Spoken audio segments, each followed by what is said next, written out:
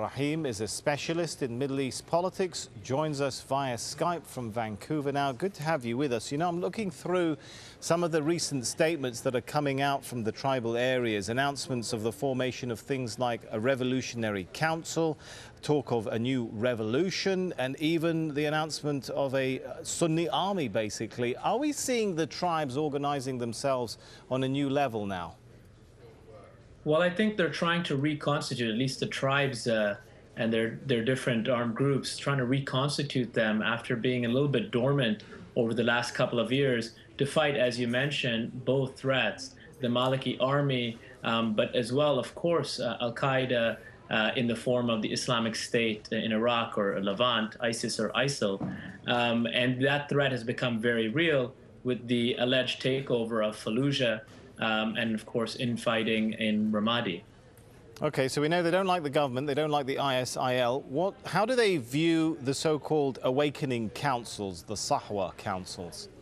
Well, I think the Sahwa councils, which were instrumental in expelling Al-Qaeda a few years ago in the days post-surge with the U.S. Army, were fighting in tandem with the ascendant forces in the country, which was the U.S. at the time.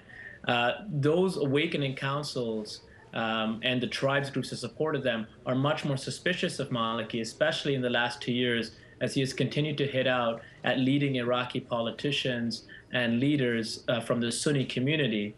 And given that level of suspicion, I suspect the awakening councils will reconstitute themselves in a form that is independent of the ruling structure and the ruling army, rather than fighting in tandem with it. Right. Now, what's happening to Sunni demands here? The protest movement started with demands for just a better share of power. Is that still what Iraqi Sunnis are looking for? Well, it seems like every demand by leaders or demonstrators from part of the Sunni community, particularly in Anbar province, are met with really a wall of silence from Nur al-Maliki, and then followed by arrests and crackdowns.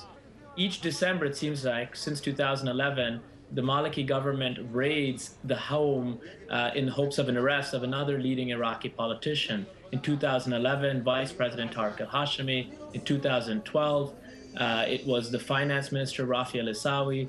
And now we have Ahmad al-Alwani, a Sunni MP, having his house raided and a couple of his brothers injured or killed. And that seems to be the Maliki response to demonstrators. So hardly a response that brings in more inclusiveness into his government. And I think in the face of that, members of the Sunni community are going to ask, is there any deal to be made with Maliki short of his government being dissolved and new elections being called immediately and a new coalition government being formed? All right, thanks so much for your analysis of that.